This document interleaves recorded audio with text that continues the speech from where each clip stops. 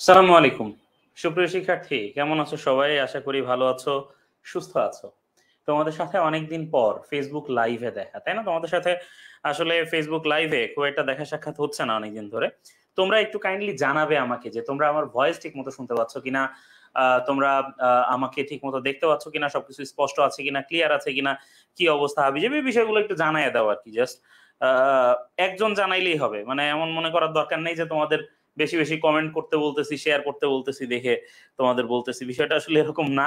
তোমরা আসলে একটু জানাও। আমি আসলে আ আসলে Facebook লাইভে খুব একটা দেখা সাক্ষাৎ হচ্ছে না অনেকদিন ধরে। ঠিক আছে। আমি দেখতে পাচ্ছি যে আমার ক্লাস তোমরা শুনতে পাচ্ছ।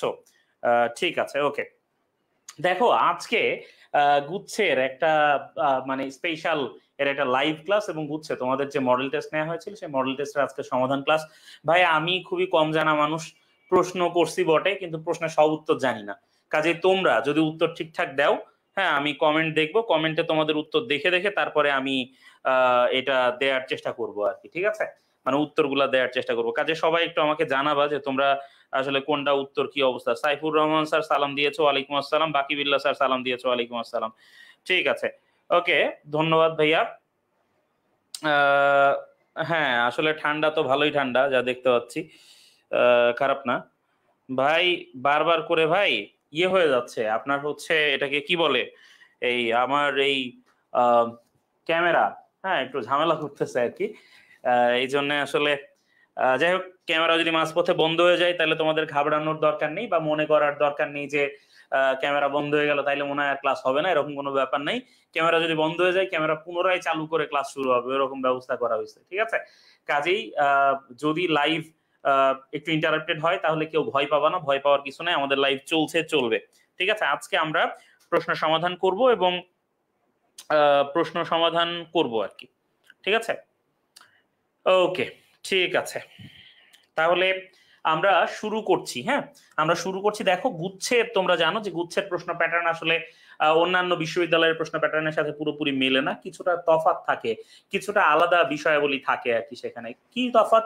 তফাৎ হচ্ছে গুচ্ছে সাধারণত বেশিরভাগই আসে মৌলিক সাধারণ জ্ঞান থেকে, তার মানে তোমাদের টেক্সট বই থেকে। হ্যাঁ, টেক্সট বইয়ের ক্ষেত্রে বিশেষ করে যুক্তিবিদ্যা থেকে পৃথিবীর আর কোনো পরীক্ষায় প্রশ্ন আসে না, কিন্তু গুচ্ছে ঠিকই প্রশ্ন দেয়। তাহলে এইগুলা নিয়ে তোমরা যারা টেনশনে থাকো, টেনশনে আছো, তাদের আসলে খুব বেশি দুশ্চিন্তার দরকার নেই ভাই। গুচ্ছে যুক্তিবিদ্যা থেকে প্রশ্ন হাইয়েস্ট দুইটা থাকবে, ফিলসফি থেকে একটা প্রশ্ন, মানে যুক্তিবিদ্যার সাথে তো ফিলসফি সম্পর্কিত, এই রিলেটেড একটা প্রশ্ন থাকতে পারে। প্রত্নতত্ত্ব থেকে তোমরা এগুলো সাধারণ জ্ঞানে পড়েছো, এই বিষয়গুলো থেকে একটা প্রশ্ন থাকতে পারে। আইসিটি থেকে দুইটা বা তিনটা বা চারটা প্রশ্নও থাকতে পারে আইসিটি থেকে। তাহলে এভাবে করে 30টা প্রশ্নের মধ্যে মোটামুটি 20টা 22টা প্রশ্নই পুরোপুরি টেক্সট বই থেকে হবে এবং তার সাথে সাম্প্রতিক কিছু প্রশ্ন আসতে পারে। আমরা মোটামুটি তোমাদের প্রশ্ন করার সময় এই বিষয়গুলো খেয়াল রাখার চেষ্টা করেছিলাম, হ্যাঁ, এবং বোঝার চেষ্টা করেছিলাম যে আসলে প্রশ্ন কিভাবে হবে, তোমাদেরকে বোঝানোর চেষ্টা করেছিলাম যে প্রশ্ন এরকম হতে পারে। তো সেই জায়গা থেকে, হ্যাঁ সেই জায়গা থেকে মূলত আমরা আজকে আমাদের আমাদের সমাধান ক্লাসটা চালাবো। তোমরা সবাই একটু প্রশ্নের উত্তর আমার আগেই বলে দিবা, ঠিক আছে? তাহলে আমি তোমাদের উত্তরটা দেখে দেখে তোমাদেরকে উত্তর বলে দিতে পারবো, নাইলে কিন্তু ভাই অসুবিধা। ওকে, তাহলে আমরা আমাদের প্রশ্ন সমাধানে চলে যাই এবং দেখি আমাদের আচ্ছা, সাবটাইটেল লেখা উঠছে, প্রবলেম হচ্ছে না কনসেন্ট্রেট করতে। আচ্ছা, এই সাবটাইটেল কেমনে বন্ধ করে এটা? ক্লোজড ক্যাপশন অফ, দেখো তো এবার অফ হয়েছে কি সাবটাইটেল? তো দেখো তো, তোমরাও মেবি তোমাদের ওই যে অপশনে যে করে নিতে পারবা, আমি জানি না তোমরা এটা করেছো কিনা বা নিজেরা করেছো কিনা, এটা নিজেরা চেঞ্জ করে নেওয়া যায়, হ্যাঁ সাবটাইটেল অফ করে দেয়া যায়। ওকে, ওকে, তাহলে প্রথম যে প্রশ্নটা, উদ্দেশ্য ও বিধেয় পদের সম্পর্ক কি কি বলে? আমরা জানি যে উদ্দেশ্য এবং বিধেয় যে দুইটা পদ আছে, উদ্দেশ্য ও বিধেয় এই দুইটা পদের সম্পর্ক কি কি বলে? আচ্ছা, অপশনে আমরা দেখতে পাচ্ছি শামীম রেজা, রুকাইয়া সুলতানা শেফা, নাজিফা আঞ্জুম চৌধুরী, তারপরে ঝিলিক পল ঋতু, হ্যাঁ মানে পাল ঋতু, আচ্ছা জিলানি, এরা হচ্ছে মানে উত্তর করেছে। সাদিয়া সুলতানা উত্তর করেছে। নাজমুজ্জামান বলেছেন না। শামীম রেজা কি না বলেছে? আচ্ছা, সাবটাইটেল ক্যাপশন অফ করে দিলে আর সাবটাইটেল উঠবে না, রাইট।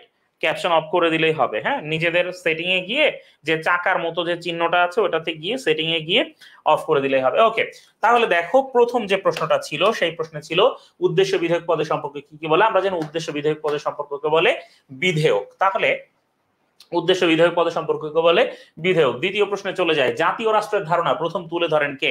পৌরনীতি থেকে আসা প্রশ্ন, মূলত এটা একটা পৌরনীতি থেকে আসা প্রশ্ন।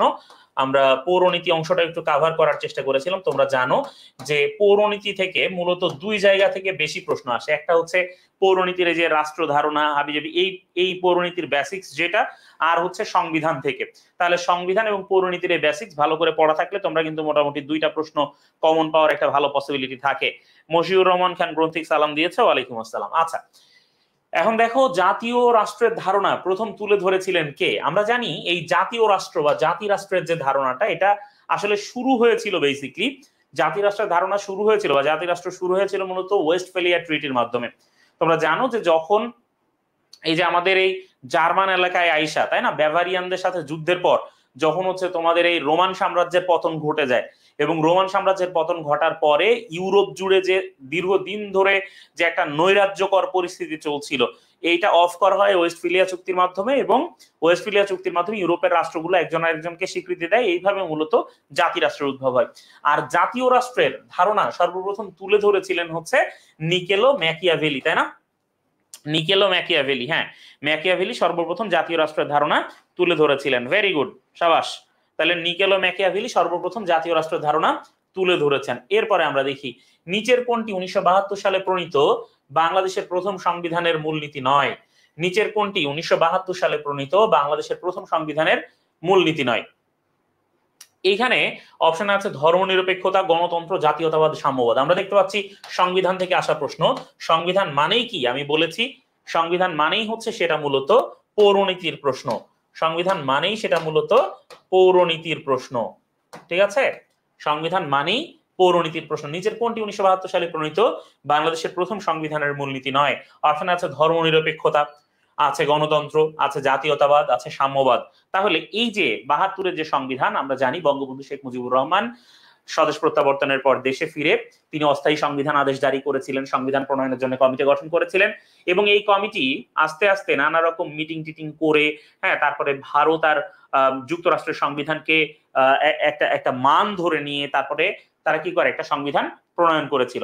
আর সেই সংবিধানের যে মূলনীতিগুলো ছিল তার মধ্যে সাম্যবাদ ছিল না 72 সংবিধানের মূলনীতির মধ্যে, ঠিক আছে? সাম্যবাদ ছিল না। সংবিধানের মূলনীতি মূলত 4টা, তার মধ্যে সাম্যবাদ ছিল না। 72 সংবিধানের মূলনীতিগুলো কেউ একটু বলো তো, 72 সংবিধানের মূলনীতিগুলো কেউ একটু বলে ফেলো তাহলে। হ্যাঁ, 72 সংবিধানের মূলনীতি, সংবিধানের 5, 6, 7 নাম্বার তফসিল, এগুলো সংবিধান থেকে খুবই গুরুত্বপূর্ণ ব্যাপার, ঠিক আছে?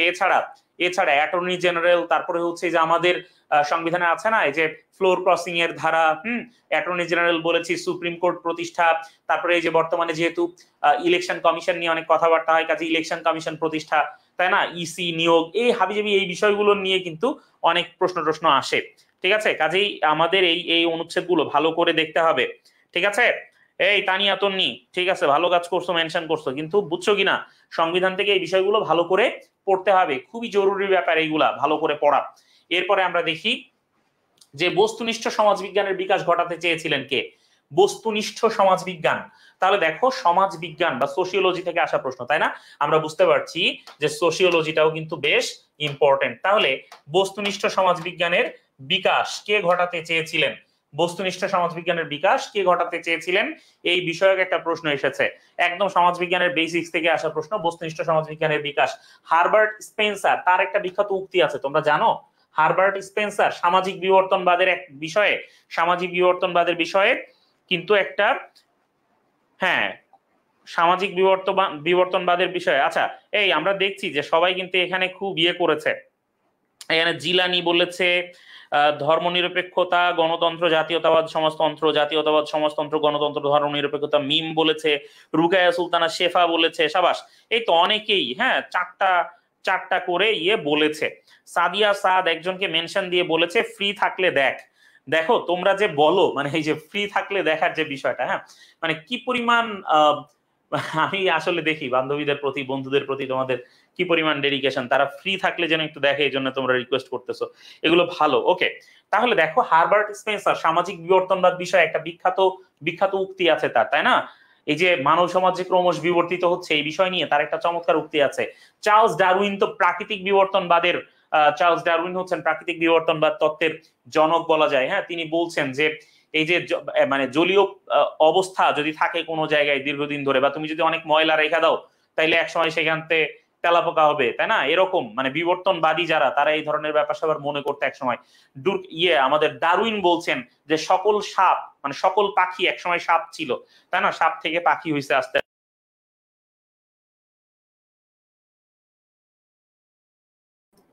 ওকে, আমি জানি যে কিছু দেখা যাচ্ছে না, আমি বলেছি আগেই যে আসলে এই অবস্থার কারণে ক্যামেরা অফ হয়ে যাচ্ছে এবং এই জন্য একটু সমস্যা হচ্ছে।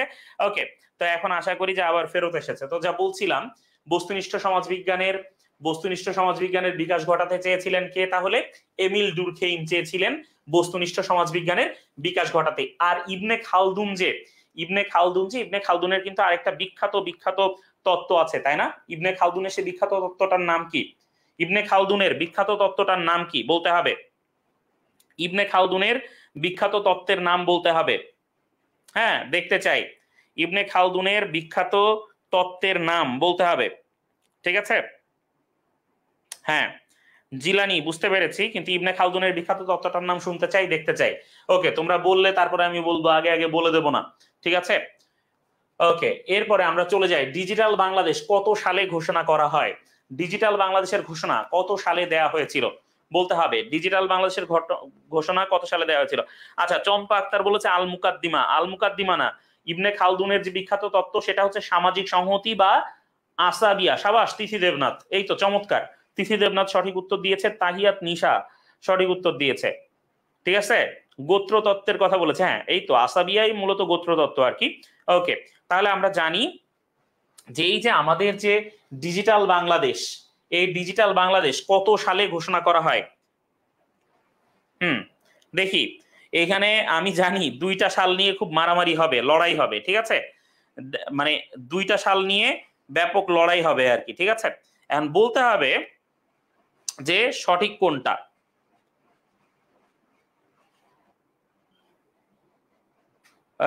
হ্যাঁ, আমি দেখতে পাচ্ছি সবার মধ্যে মানে খুবই হাড্ডাহাড্ডি লড়াই চলছে, না? একদম হাজার হাজার কমেন্ট, কিন্তু সবাই 2টা সাল নিয়ে, ঠিক আছে, 8 আর 9 নিয়ে অনেক বেশি চিন্তিত। তাহলে কোনটা হবে ডিজিটাল বাংলাদেশ নিয়ে? আমরা জানি মাননীয় প্রধানমন্ত্রী ডিজিটাল বাংলাদেশ ঘোষণা করেছিলেন হচ্ছে 12ই ডিসেম্বর। কত সালের? 2009 সালের না 2008 সালে? সবাই যে 2009 বলে এটার কারণ হচ্ছে আসলে এটা হয়েছিল 2008-এর 12ই ডিসেম্বর। তো যেহেতু 2008-এর 12ই ডিসেম্বর, অনেক জায়গায় মোটা দাগে লিখতে গিয়ে 2008 লেখা থাকে, কিন্তু ঘটনাটা আসলে মানে 2009 লেখা থাকে, কিন্তু ঘটনাটা ঘটেছিল কবে? 2008 সালের 12ই ডিসেম্বর, তার মানে 2009-এর আগেই, ঠিক আছে? কাজে এটা 2008 হবে ভাইয়া। যারা 2009 বলেছো খুবই দুঃখজনক, ঠিক আছে? এটা হচ্ছে 2008 সালের 12ই, হ্যাঁ ডিসেম্বর। 2009 না, আফরিন সাফা, হ্যাঁ, তারপরে আনসারি শাকির, আকাশী খাতুন, তোমরা কিন্তু ভুল করেছো, হ্যাঁ তোমরা একটু এটা খেয়াল করে রাখবা। আচ্ছা, এরপরে পেশিবহুল মানুষের ছবি এঁকে বিখ্যাত হন কোন শিল্পী? আমরা জানি যে বাংলাদেশের যে শিল্পীরা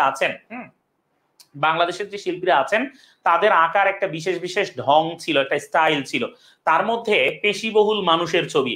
তার মানে একদম ওই যে WWE তে রেসলিং যারা করে, তাই না, যারা রেসলিং করে, এই যে বিশাল মানে বাইসেপস ট্রাইসেপস হয়, হ্যাঁ, তারপরে 6 প্যাক 8 প্যাক হয়, এরকম লোকজন যারা, ঠিক আছে, এবার জন সিনা রকের মতো বডিওয়ালা মানুষের ছবি এঁকেছেন, এবং বিশেষ করে ব্রাহ্মণবাড়িয়া টাইপ লোকজন। তার মানে দেখো মানে এই লোকজন মারামারি করতেছে, হ্যাঁ, জমি দখলের জন্য লড়াই করতেছে, এই টাইপ ছবি বেশি এঁকেছেন হচ্ছে SM সুলতান। এবং কয়লা দিয়ে কাপড়ের উপর ছবি এঁকেছেন SM সুলতান। SM সুলতানের তুমি যদি ছবিগুলো দেখো, তার বিখ্যাত ছবি হচ্ছে আদম সুরাত, হ্যাঁ আদম সুরাত, সেটাতে তিনি একজন পেশিবহুল মানুষের ছবি এঁকেছেন। তারপরে হচ্ছে দ্য ফার্স্ট প্লান্টেশন, বা এই যে মানে তিনি যখন ওই যে কৃষকরা ধান রোপণ করছে, ধান তুলছে, এইগুলো তিনি দেখিয়েছেন। চর দখল তার বিখ্যাত ছবি, হ্যাঁ মানে চিত্রকর্ম চর দখল।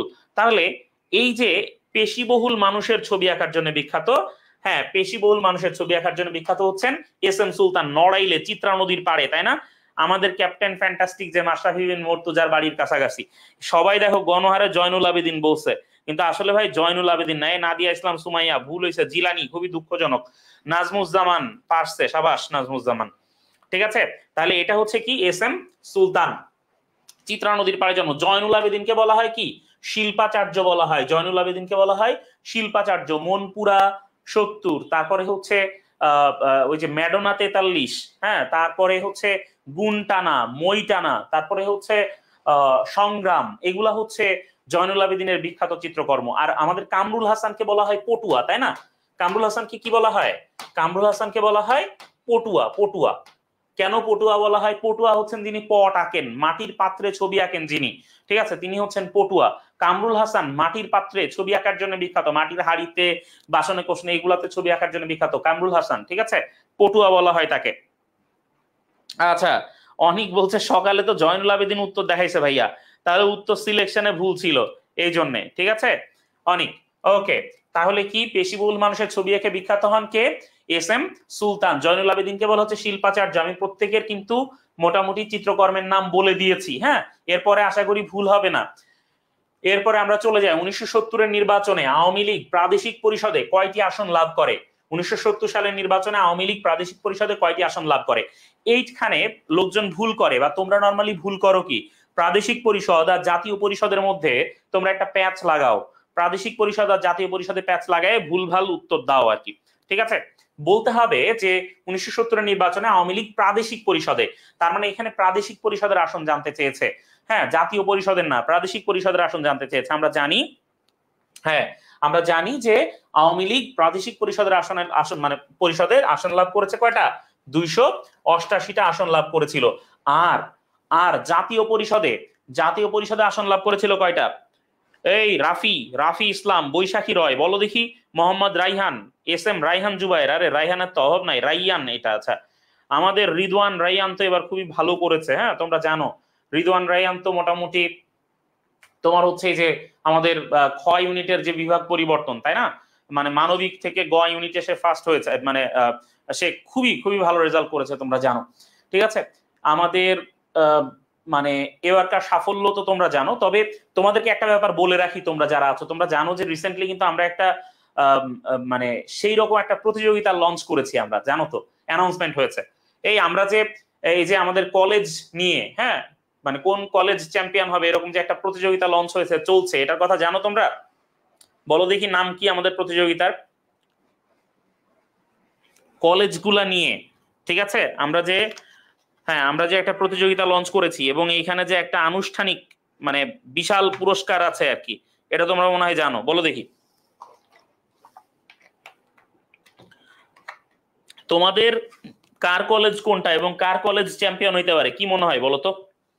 হ্যাঁ, inter college battle for the excellence, ঠিক আছে, inter college battle for the excellence. এইখানে বাংলা, ইংরেজি আর সাধারণ জ্ঞানের পরীক্ষা হবে, হ্যাঁ, অনেকটা ঢাকা বিশ্ববিদ্যালয় বা বিশ্ববিদ্যালয় ভর্তি পরীক্ষার আদলে পরীক্ষা হবে, এবং এই পরীক্ষায় তোমরা যারা ভালো করবা, হ্যাঁ, যে কোনো জায়গা থেকে বিভাগ পরিবর্তনে যারা পরীক্ষা দিতে চায়, মানে সায়েন্স থেকে বা কমার্স থেকেও যারা আর্টসে পরীক্ষা দিতে চায়, তারাও মানে খ ইউনিটের জন্য সেই উপযোগী প্রশ্ন হবে, এবং এই প্রশ্নে সবাই পরীক্ষা দিতে পারবে। কলেজ থেকে 5 জন করে থাকবে যারা অংশগ্রহণ করতে পারবে, আর কারা অংশগ্রহণ করবে এটা ওই কলেজের শিক্ষার্থীরাই টিম বানিয়ে অংশগ্রহণ নিশ্চিত করবে।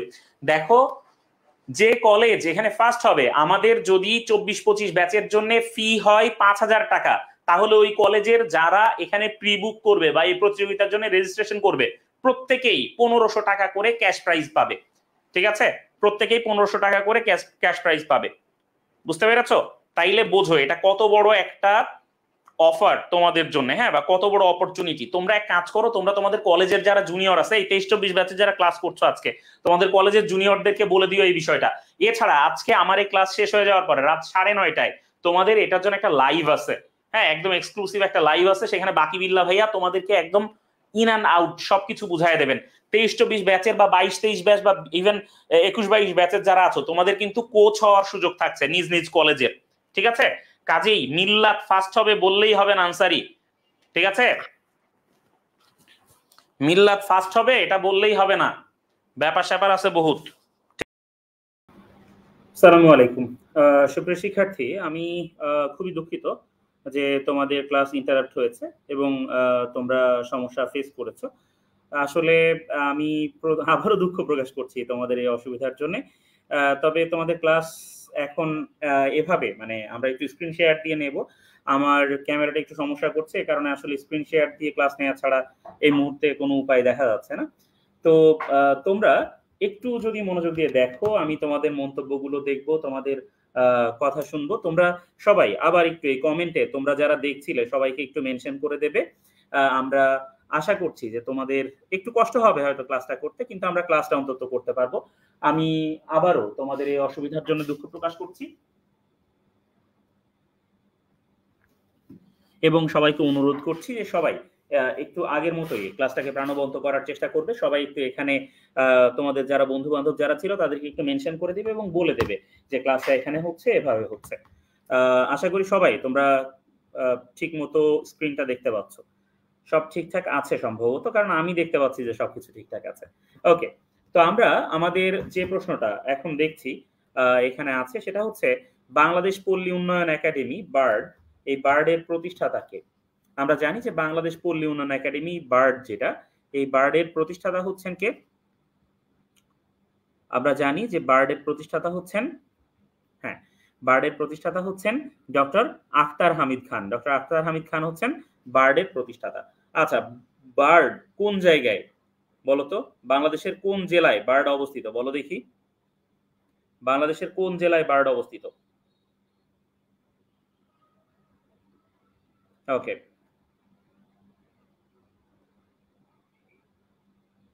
বাংলাদেশের কোন জেলায় বার্ড অবস্থিত? শুনতে পাচ্ছ আশা করছি তোমরা সবাই। আমরা জানি যে বার্ড হচ্ছে কুমিল্লাতে, তাই না? বার্ড হচ্ছে কুমিল্লাতে অবস্থিত। তাহলে বার্ড হচ্ছে বাংলাদেশের কুমিল্লা জেলায় অবস্থিত।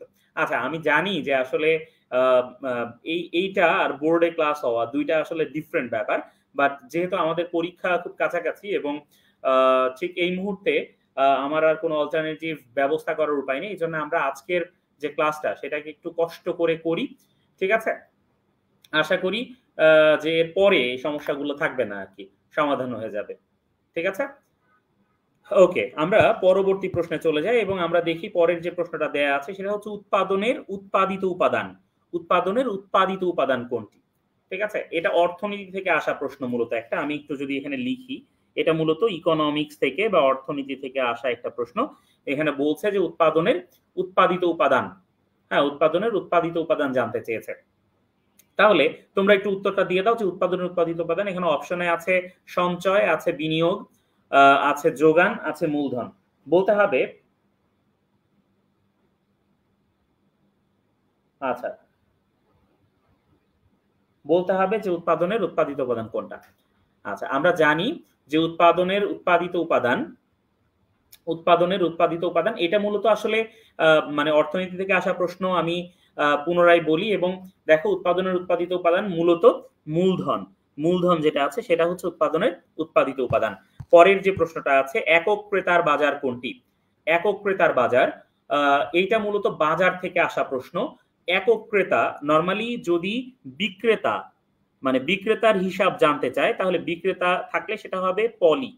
হ্যাঁ, যেমন মনোপলি। মনোপলি কি? মনোপলি হচ্ছে একজন বিক্রেতা থাকে। মনো মানে হচ্ছে এক, ঠিক আছে? তাহলে মনো মানে এক, হ্যাঁ, ডুও মানে হচ্ছে দুই, ঠিক আছে? আর এই যে অলিগোপলি যেটা, অলিগোপলি এটা দিয়ে বোঝায় দুইয়ের অধিক বা একাধিক, হ্যাঁ, এরকম বোঝায়। দুইয়ের অধিক হলে সেটা হচ্ছে অলিগোপলি। তাহলে আমরা জানি যে বিক্রেতা হলে হবে পলি, আর যদি ক্রেতা হয়, ক্রেতা হলে সেটাকে বলা হচ্ছে পসনি। তাহলে ক্রেতার বাজার তাহলে অবশ্যই পসনি হবে। হ্যাঁ, আর একক বলেছে তার মানে একজন, তাহলে মনো হবে। কাজেই একক ক্রেতার বাজার হচ্ছে মনোপসনি, তাই না? একক ক্রেতার বাজার হচ্ছে কোনটা? মনোপসনি হচ্ছে একক ক্রেতার বাজার। ঠিক আছে, ওকে, ভেরি গুড। তাহলে পরের স্লাইডে চলে যায় এবং দেখি জাত্যার্থ হলো পদের কোন গুণ। এটাও কিন্তু মূলত যুক্তিবিদ্যা থেকে আসা প্রশ্ন। জাত্যার্থ, জাত্যার্থ যেটা, জাত্যার্থ হচ্ছে পদের একেবারে আবশ্যক একটা গুণ, তাই না? জাত্যার্থ হচ্ছে পদের একেবারে আবশ্যক গুণ। আচ্ছা, তাহলে আমরা পরের প্রশ্নটা দেখি যে প্রত্যক্ষ কোন সুবিধার বিনিময়ে সরকারকে প্রদত্ত অর্থকে। প্রত্যক্ষ কোনো সুবিধার বিনিময়ে, তাহলে নাগরিকরা যদি প্রত্যক্ষ কোনো সুবিধা পায়, সেই সুবিধার বিনিময়ে যদি সরকারকে কোনো টাকা দেয় তাহলে সেই টাকাকে কি বলে? আমরা জানি যে সরকারকে যখন প্রত্যক্ষভাবে মানে সরকার যখন নাগরিকদেরকে প্রত্যক্ষ কোনো সুবিধা দিচ্ছে, নাগরিকরা যখন সেই প্রত্যক্ষ সুবিধা ভোগ করছে, সেটার বিনিময়ে নাগরিকরা সরকারকে যে অর্থটা দেয়, সে অর্থটাকে বলে হচ্ছে কর। আমরা সবাই কি করি? আমরা সবাই আমাদের আয়ের উপর কর দিই। তারপরে হচ্ছে বিভিন্ন ব্যাপারের উপরে, মানে বিভিন্ন যে সেবাগুলো আমরা সরকার থেকে গ্রহণ করি, বিভিন্ন যে সুবিধাগুলো গ্রহণ করি, তার কারণে সরাসরি আমরা যে টাকাটা দিই, সেই টাকাটা হচ্ছে কর। করদানের বিনিময়ে আমরা কি করি? করদানের বিনিময়ে আমরা সরকার থেকে আমাদের আমরা আমাদের যে প্রাপ্য সেটা বুঝে নিতে পারি আরকি। আচ্ছা, এরপরে দেখি বিশ্বের প্রথম এআই শিশুর নাম কি? প্রশ্ন হচ্ছে কি বিশ্বের প্রথম এআই শিশুর নাম কি? তাহলে এই যে এআই বা আর্টিফিশিয়াল ইন্টেলিজেন্স, এটা মূলত আইসিটি থেকে আসা একটা সাম্প্রতিক প্রশ্ন। তোমাদের আইসিটি বই থেকে না, কিন্তু আইসিটি বিষয়ক একটা সাম্প্রতিক প্রশ্ন। আমরা জানি যে আর্টিফিশিয়াল ইন্টেলিজেন্স নিয়ে অনেক কথা হচ্ছে। তোমরা জানো যে এই যে ওপেন এআই, তাই না? ওপেন এআই মানে এই যে চ্যাটবট যেগুলো বানানো হচ্ছে, হ্যাঁ? তারপরে হচ্ছে আমরা জানি যে এই যে চ্যাট জিপিটি বানানো হয়েছে, সেখানে তোমরা কোনো প্রশ্ন করলে সেটার উত্তর আমাদেরকে দিয়ে দেয়, তাই না? তাহলে এইখানে আমরা জানি যে এই যে অপরাজিতা যিনি, অপরাজিতা হচ্ছে প্রথম এই যে এআই সংবাদ পাচিকা বাংলাদেশের, তাই না? এই টং টং যে সেটা হচ্ছে বিশ্বের প্রথম এআই শিশু। তাহলে বিশ্বের প্রথম এআই শিশু হচ্ছে টং টং। পরের প্রশ্ন দেখি আমরা, এক্স দ্রব্যের দাম কমলে যদি ওয়াই দ্রব্যের চাহিদা বাড়ে। লক্ষ্য করো, এক্স দ্রব্যের দাম কি হচ্ছে? কমে যাচ্ছে। তাহলে ওয়াই দ্রব্যের চাহিদা কি হচ্ছে? বাড়তেছে। তাহলে এক্স দ্রব্যের সাপেক্ষে ওয়াই দ্রব্যটা কি? এটা কি হচ্ছে? এটার যদি দাম নিচের দিকে যায় তাহলে এটার চাহিদা কি হয়? উপরের দিকে ওঠে। ওয়াই দ্রব্যের চাহিদা কি হয়? উপরের দিকে ওঠে। তাহলে আমরা জানি যে কোন দ্রব্যের দাম কমলে যদি অপর একটা দ্রব্যের চাহিদা বাড়ে, তাহলে এইটাকে কি বলে? তাহলে এটাকে বলে হচ্ছে পরিপূরক দ্রব্য। একটা দ্রব্যের দাম কমলে যদি অন্য দ্রব্যের চাহিদা বাড়ে, আমরা জানি কোন দ্রব্যের দাম যদি কমে যায়, নরমালি ইকোনমিক্সে কি বলছে? বলছে যে যদি এক্স দ্রব্যের দাম কমে যায় তাহলে এক্স দ্রব্যের চাহিদা বেড়ে যায়। তাহলে এক্স দ্রব্য আর ওয়াই দ্রব্য, এই দুইটা যদি একটা আরেকটার পরিপূরক হয়, কেবল তখনই এক্স দ্রব্যের দাম কমলে ওয়াই দ্রব্যের চাহিদাও বেড়ে যাবে এক্স দ্রব্যের সাথে সাথে। একমাত্র পরিপূরক দ্রব্যের ক্ষেত্রেই এরকম হবে। ঠিক আছে?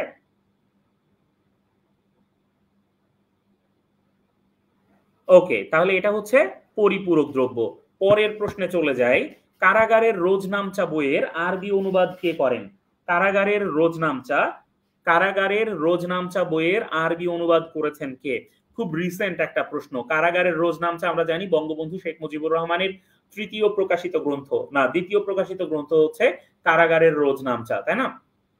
প্রথম বই হচ্ছে অসমাপ্ত আত্মজীবনী। তো এই কারাগারের রোজনামচা বইয়ের আরবি অনুবাদ করেছেন ডক্টর আব্দুস সালাম।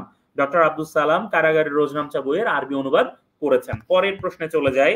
জাতির পিতা বঙ্গবন্ধু শেখ মুজিবুর রহমান অস্থায়ী সংবিধানাদেশ কবে জারি করেন? আমরা জানি বঙ্গবন্ধু শেখ মুজিবুর রহমান যখন মুক্তিযুদ্ধ চলছিল তখন বঙ্গবন্ধু পাকিস্তানের জেলে বন্দী ছিলেন। বঙ্গবন্ধু পাকিস্তানের জেলে বন্দী থেকে মুক্তি পান ৮ জানুয়ারি। বঙ্গবন্ধু পাকিস্তানের জেল থেকে মুক্তি পান।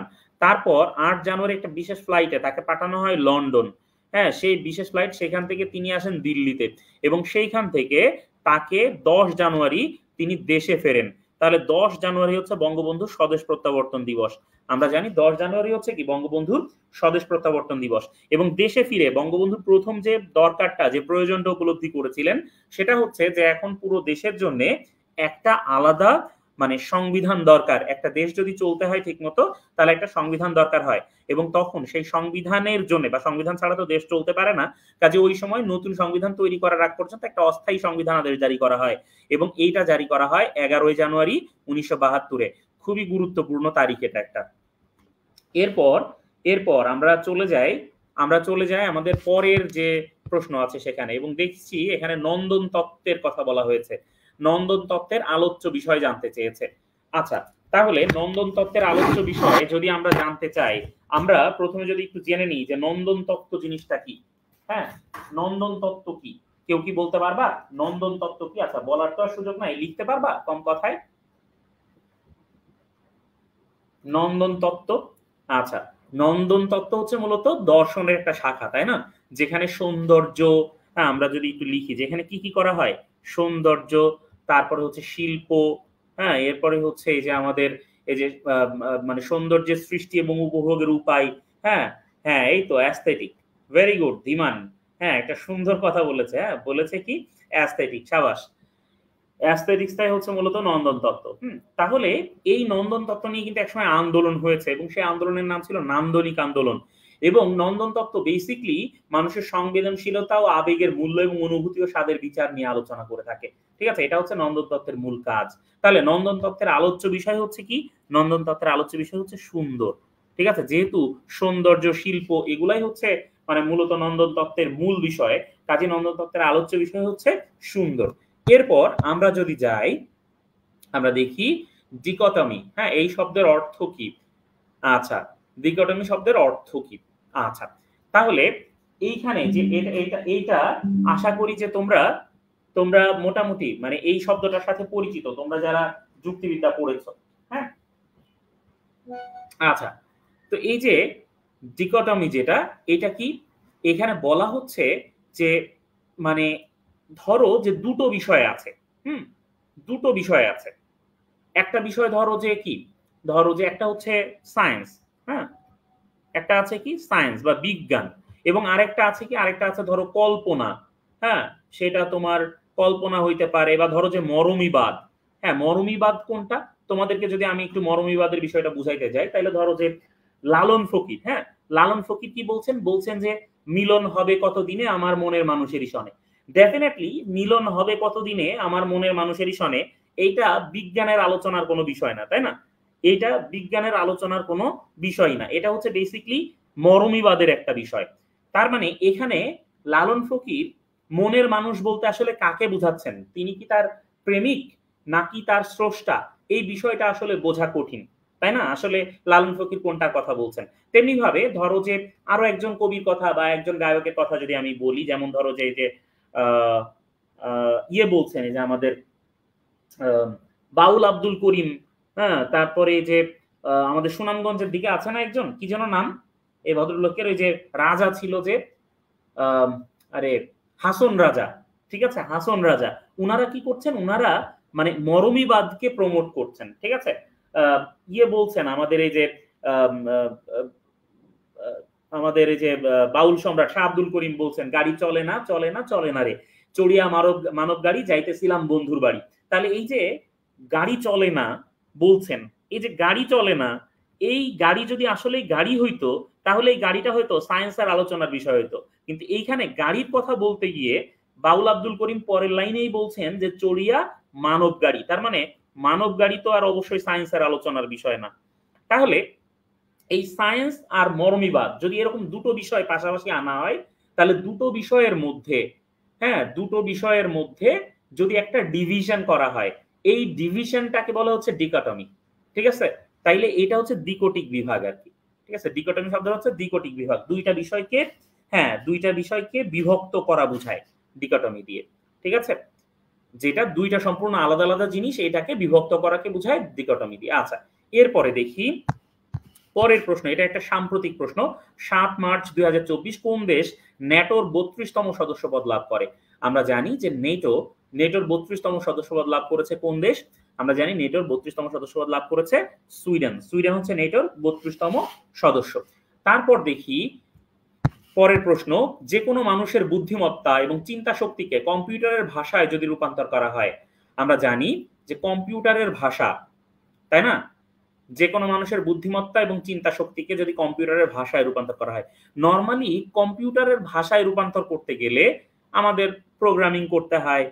প্রোগ্রামিং করতে গেলে কোড লিখতে হয়, কোডিং।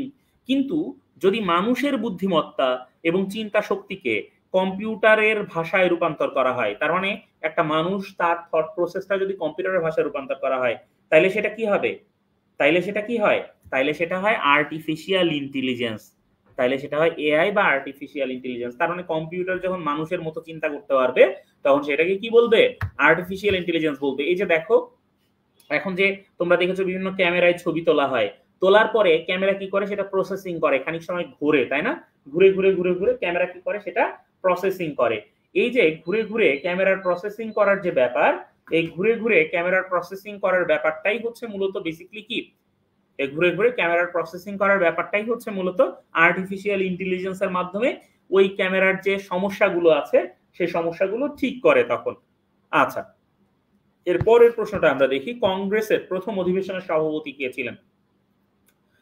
কংগ্রেস বা ইন্ডিয়ান ন্যাশনাল কংগ্রেস হচ্ছে ইন্ডিয়ার সবচেয়ে পুরাতন বা ভারতবর্ষ তথা এশিয়ার সবচেয়ে পুরাতন রাজনৈতিক দলগুলোর মধ্যে একটা, এবং এই ইন্ডিয়ান ন্যাশনাল কংগ্রেস যখন প্রতিষ্ঠিত হয় তার প্রথম অধিবেশনের সভাপতি ছিলেন কে? উমেশ চন্দ্র ব্যানার্জি ছিলেন প্রথম অধিবেশনের সভাপতি। কংগ্রেসের প্রতিষ্ঠাতা কিন্তু উমেশ চন্দ্র ব্যানার্জি ছিলেন না, কংগ্রেসের প্রতিষ্ঠাতা ছিলেন অ্যালান অক্টাভিয়ান হিউম। তাহলে কংগ্রেসের প্রতিষ্ঠাতা ছিলেন অ্যালান অক্টাভিয়ান হিউম, আর উমেশ চন্দ্র ব্যানার্জি ছিলেন কংগ্রেসের প্রথম অধিবেশনের সভাপতি। এরপর আমরা দেখি বায়ু দূষণের রাজধানী ঢাকার অবস্থান কত? বায়ু দূষণের রাজধানী ঢাকার অবস্থান, এটা মূলত একটা সাম্প্রতিক প্রশ্ন। আমরা জানি সাম্প্রতিক সময়ে ঢাকা তথা বাংলাদেশ কয়েকটা বিষয় একটু প্রথম দিকে উঠে এসেছে, তার মধ্যে একটা হচ্ছে বায়ু দূষণ।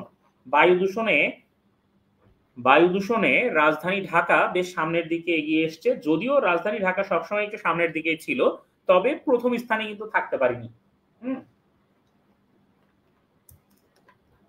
রাজধানী হিসেবে একদম প্রথম স্থানে আছে আমাদের পার্শ্ববর্তী একটা দেশের রাজধানী, আর রাজধানী ঢাকার অবস্থান হচ্ছে কি? দ্বিতীয়। তাহলে বায়ু দূষণে বর্তমানে রাজধানী ঢাকার অবস্থান হচ্ছে কত? দ্বিতীয়। এরপর আমরা দেখি পরের প্রশ্নটা, তমুদ্দুন মজলিস প্রকাশিত পুস্তিকায় কোন ব্যক্তির প্রবন্ধ ছিল না? তমুদ্দুন মজলিস এটা মূলত কোত্থেকে আসছে? পৌরনীতি থেকে বেসিক্যালি আসছে। পৌরনীতি এবং ইতিহাস দুটোতে এই বিষয় নিয়ে আলোচনা রয়েছে, ইতিহাসেও এই বিষয়ে ডিটেল আলোচনা রয়েছে। হ্যাঁ, তাহলে এই যে ইতিহাসের যে আলোচনা, এখানে বলা হচ্ছে তমুদ্দুন মজলিস প্রকাশিত পুস্তিকায় কোন ব্যক্তির প্রবন্ধ ছিল না? আমরা জানি তমুদ্দুন মজলিস হচ্ছে ভাষার দাবিতে গঠিত প্রথম সংগঠন, এবং তমুদ্দুন মজলিসের একটা পত্রিকা ছিল যেটার নাম ছিল সাপ্তাহিক সৈনিক, সেটাতেই কিন্তু ভাষার দাবিতে আন্দোলন হচ্ছিল, বা ভাষার দাবিতে আন্দোলনের মুখপাত্র হিসেবে কিন্তু সৈনিক কাজ করছিল। এইটা একটা পুস্তিকা প্রকাশ করে, সেটা হচ্ছে আমাদের মাতৃভাষা বাংলা না উর্দু, তাই না?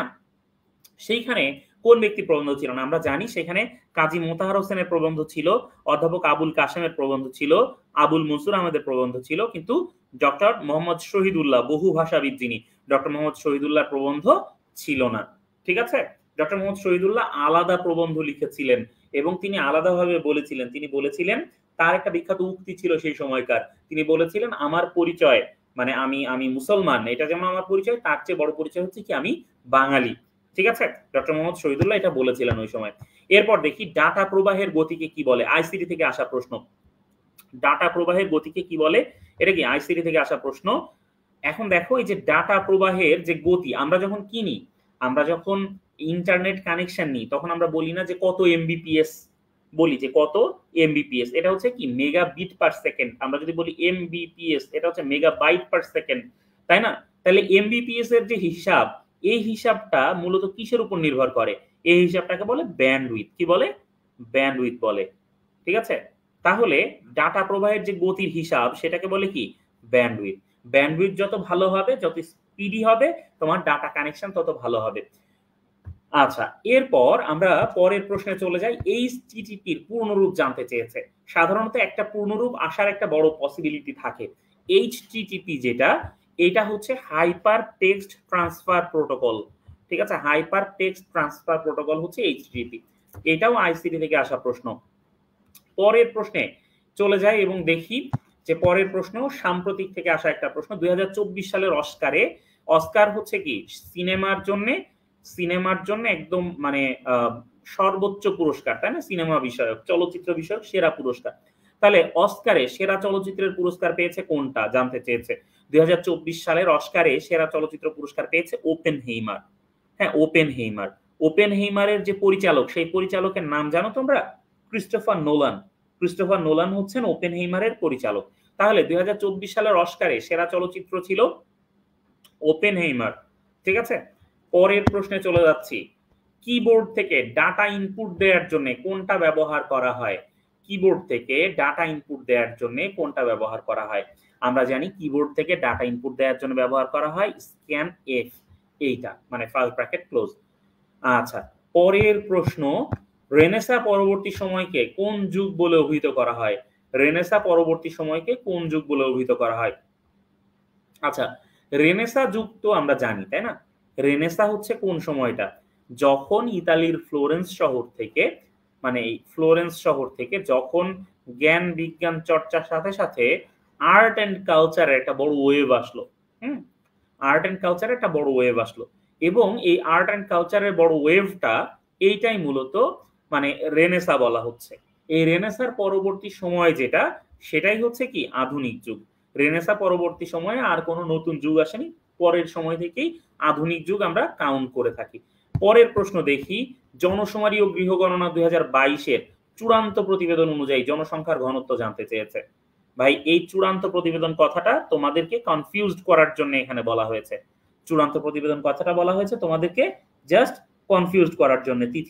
তিথি দেবনাথ, নুসরাত রহমান, কাজী আয়াত, হ্যাঁ আমি দেখছি তোমাদের, এনামুল ইসলাম উত্তর দিয়েছে, জান্নাতুল ফেরদৌস উত্তর দিয়েছে। আচ্ছা, তো এইটা বেসিক্যালি তোমাদের মানে এই প্রশ্নগুলোই মানে এইখানে এই যে এই তথ্যটা চূড়ান্ত প্রতিবেদন কথাটা যে নতুন করে ইনপুট করা হয়েছে, এটার মূল কারণ কি? এটার মূল কারণ হচ্ছে যে আমাদের এই আগের যে তথ্য আর পরের তথ্যটা একই, তোমরা যেন একটু কনফিউজড হয়ে যাও এই জন্য চূড়ান্ত প্রতিবেদন এখানে যোগ করা হয়েছে 1119 জন। ঠিক আছে, পরের প্রশ্নে চলে যায়। ইউনেস্কো রিক্সা চিত্রকে অধরা সাংস্কৃতিক ঐতিহ্য বা ইনট্যাঞ্জিবল কালচারাল অ্যাসেট, আমরা জানি যে ইউনেস্কো মানে ইনট্যাঞ্জিবল কালচারাল অ্যাসেট ঘোষণা করে, এটা তাদের বিশেষত্ব বা তাদের কাজের মধ্যে পড়ে। তো ইউনেস্কোর এই ইনট্যাঞ্জিবল কালচারাল অ্যাসেট বর্তমানে রিক্সা এবং রিক্সা চিত্র। আমরা জানি বাংলাদেশের যে যানবাহন রিক্সা, এই রিক্সার পেছন দিকে তোমরা দেখবা যে কিছু কিছু মানে কিছু ছবি আঁকা থাকে, তাই না? এই যে আগের এই যে স্বামী কেন আসামি, হ্যাঁ, তারপরে এই যে এই ঘর এই সংসার, এইসব ছবি দেখা যায় জসিম মানে মারামারি করবে এখনই এরকম একটা ছবি, হ্যাঁ, সাবানা একদিক থেকে তাকায় আছে এরকম ছবি, এগুলো রিক্সার পেছনে। এছাড়া ময়ূরের ছবি আঁকা থাকে, বিভিন্ন রকম প্রাণী পশু পাখির ছবি আঁকা থাকে, বাংলাদেশের কালচারকে প্রেজেন্ট করে এরকম ব্যাপার স্যাপারের ছবি সেখানে আঁকা থাকে।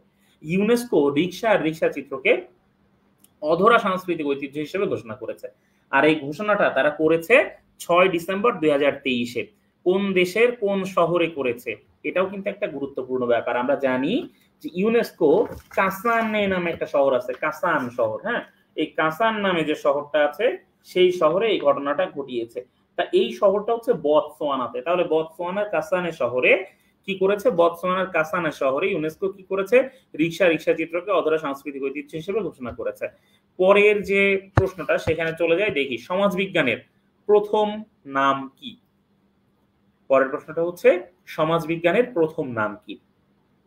তাহলে আমরা একটু উত্তর দেওয়ার চেষ্টা করি। তো আমরা জানি এটা একদম সমাজবিজ্ঞানের বেসিক আলোচনা ভাইয়া। সমাজবিজ্ঞানের একদম বেসিক আলোচনা হচ্ছে কি সমাজবিজ্ঞানের প্রথম নাম কি? আমরা জানি সমাজবিজ্ঞানের প্রথম নাম কি? আমরা জানি যে সমাজবিজ্ঞানের প্রথম নাম হচ্ছে সোশ্যাল ফিজিক্স, তাই না? হ্যাঁ, সোশ্যাল ফিজিক্স। ঠিক আছে, তাহলে সমাজবিজ্ঞানের প্রথম নাম হচ্ছে সোশ্যাল ফিজিক্স। সমাজের যে কাঠামো, তাই না, সেটা নিয়েই তো সমাজবিজ্ঞান আলোচনা করে। তাহলে সমাজকে একটা অস্তিত্ববাদী বিষয় ধরে নিয়ে আলোচনা করছে সমাজবিজ্ঞান। আচ্ছা, এর পরের প্রশ্নটা দেখি। দুষ্প্রাপ্যতা বলতে অর্থনীতি থেকে আসা প্রশ্ন, আমরা লিখি ইকোনমিক্স থেকে আসা প্রশ্ন। দুষ্প্রাপ্যতা বলতে মূলত সম্পদের কোনটি বোঝায়?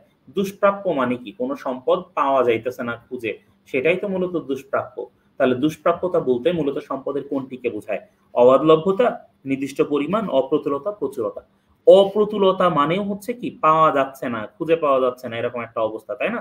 তো এই অপ্রতুলতা যেটা, এই অপ্রতুলতাই মূলত দুষ্প্রাপ্যতা। তাহলে দুষ্প্রাপ্যতা বলতে মূলত সম্পদের অপ্রতুলতাকে বোঝায়। দুষ্প্রাপ্যতা বলতে মূলত সম্পদের অপ্রতুলতাকে বোঝায়। আচ্ছা, পরের প্রশ্নটা আমরা যদি দেখি, সকল সামাজিক প্রতিষ্ঠানের মূল কাজ কোনটি? এই যে সামাজিক প্রতিষ্ঠান, এটাও কিন্তু সমাজবিজ্ঞানের একটা আলোচ্য বিষয়। তাহলে সকল সামাজিক প্রতিষ্ঠানের মূল কাজ জানতে চেয়েছে। এখানে আছে আইন তৈরি, এটা তো সকল সামাজিক প্রতিষ্ঠানের মূল কাজ নয়। তারপরে আছে কি দুর্নীতি প্রতিরোধ, সকল সামাজিক প্রতিষ্ঠানের মূল কাজ দুর্নীতি প্রতিরোধ নয়। শিক্ষার প্রসার, এটা সকল সামাজিক প্রতিষ্ঠানের কাজ নয়, বরঞ্চ সামাজিক নিয়ন্ত্রণ হচ্ছে সকল সামাজিক প্রতিষ্ঠানের মূল কাজ। তাহলে সকল সামাজিক প্রতিষ্ঠানের মূল কাজ কোনটা? সামাজিক নিয়ন্ত্রণ প্রতিষ্ঠা করা। পরের প্রশ্নে চলে যায়। স্বাধীনতার পর বাংলাদেশের সর্বপ্রথম কোন সালে আদমশুমারি পরিচালিত হয়েছিল? এই আদমশুমারি এটাও হচ্ছে জনসংখ্যার সাথে সম্পর্কিত একটা ব্যাপার। বাংলাদেশের জনসংখ্যা ও জনমিতিক পরিসংখ্যান এবং বাংলাদেশের উপজাতি থেকে প্রশ্ন আসার একটা বড় পসিবিলিটি থাকে। স্বাধীনতার পর বাংলাদেশে সর্বপ্রথম কোন সালে আদমশুমারি পরিচালিত হয়েছিল? আমরা জানি 1974 সালে সর্বপ্রথম আদমশুমারি পরিচালনা করা হয় বঙ্গবন্ধুর নির্দেশে। এর পরের প্রশ্ন দেখি, বাংলাদেশের প্রথম নিরক্ষর মুক্ত জেলা কোনটি? প্রথম নিরক্ষর মুক্ত জেলা হচ্ছে কোনটা? বাংলাদেশের প্রথম নিরক্ষর মুক্ত জেলা হচ্ছে মাগুরা। বাংলাদেশের প্রথম নিরক্ষর মুক্ত জেলা হচ্ছে মাগুরা এবং এই নিরক্ষর মুক্ত জেলা গঠন যে কর্মসূচি সেটার নাম ছিল আলোকিত মাগুরা। ঠিক আছে? এই নিরক্ষর মুক্ত কর্মসূচি গঠনের নাম মানে তৈরি করার যে কর্মসূচির যে নাম ছিল সেটার নাম ছিল আলোকিত মাগুরা। ঠিক আছে? ওকে। তাহলে আলোকিত মাগুরা যে কর্মসূচি এটি হচ্ছে বাংলাদেশের প্রথম নিরক্ষর মুক্ত জেলা আলোকিত মাগুরা। এটাই ছিল কর্মসূচির নাম। আচ্ছা। পরের প্রশ্নে চলে যায়, বাধ্যতামূলক প্রাথমিক শিক্ষা কত সালে চালু হয়? বাধ্যতামূলক প্রাথমিক শিক্ষা চালু হয়েছিল কত সালে? আমরা জানি যে বাধ্যতামূলক প্রাথমিক শিক্ষা এটা বাংলাদেশের শিক্ষা থেকে আসা প্রশ্ন। বাংলাদেশের শিক্ষাটাও বেশ ইম্পর্টেন্ট, এজন্য একটা প্রশ্ন অন্তত এখান থেকে দিয়েছি। বাধ্যতামূলক প্রাথমিক শিক্ষা চালু হয়েছিল ১ জানুয়ারি ১৯৯২ তে। বাধ্যতামূলক প্রাথমিক শিক্ষা চালু হয়েছিল। এখন এই বাধ্যতামূলক প্রাথমিক শিক্ষার মাধ্যমে মূলত কি ঘটেছে? বাধ্যতামূলক প্রাথমিক শিক্ষার মাধ্যমে মূলত যে কাজটা হয়েছে, তোমরা যারা এই জেনারেশনে আছো এখন তো আসলে প্রায় সব ছেলে মেয়ে স্কুলে যায়, বাট একটা সময়ে সবাই আসলে যাইতো না, তাই না, স্কুলে। ওই সময় বাধ্যতামূলক প্রাথমিক শিক্ষা এটা চালু করা হয়। তাহলে বাধ্যতামূলক প্রাথমিক শিক্ষা এইটা পরীক্ষামূলকভাবে চালু করা হয়েছিল ১৯৯২ সালের ১ জানুয়ারি। আমি দেখছি তোমরা অনেকেই ১৯৯৩ বলছো এখানে, কিন্তু আসলে এটা ১৯৯৩ না ভাইয়া। ১৯৯৩ যেটা হয়েছিল এইটা সারা দেশে চালু হয়েছিল। ১৯৯৩ এইটা কি হয়েছিল? সারা দেশে চালু হয়েছিল। বাট বাধ্যতামূলক প্রাথমিক শিক্ষা চালু হয়েছিল ১ জানুয়ারি ১৯৯২ তে। এটা সংসদে চালু করা হয়, ঠিক আছে, এই কেন্দ্রিক। আর আইন পাস করা হয়েছিল ১৯৯০ আর এইটা মানে পাইলট প্রজেক্ট হিসেবে চালু হয় ১ জানুয়ারি ১৯৯২ আর সারা দেশে চালু হয় ১৯৯৩ সালে। ঠিক আছে? এরপরে পরের প্রশ্নে যদি আমরা যাই, আমরা দেখি বাংলাদেশের এয়ার ফোর্স ট্রেনিং সেন্টার কোথায়? বাংলাদেশের এয়ার ফোর্স ট্রেনিং সেন্টারটা হচ্ছে যশোরে। একদম আমার বাড়ির কাছাকাছি বাংলাদেশের প্রথম এয়ার ফোর্স ট্রেনিং সেন্টার অবস্থিত। এর পরের প্রশ্নে দেখি, কোন যুগে সর্বপ্রথম বাংলার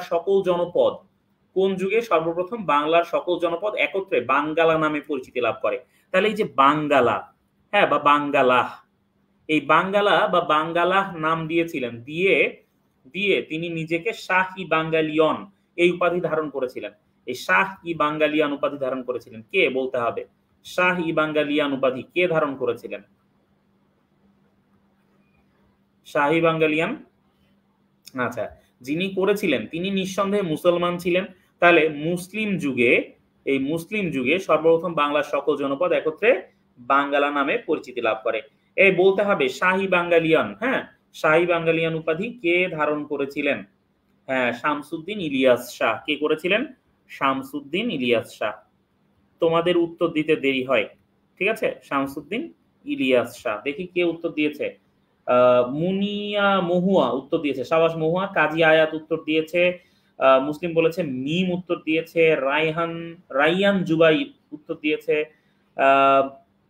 আচ্ছা, রোজিনা বলেছে ইসলাম খান, না ইসলাম খান না। রিয়াদ মাহবুব, তিথি দেবনাথ, নদিয়া ইসলাম সুমায়া, সাবাস পপি, ভেরি গুড।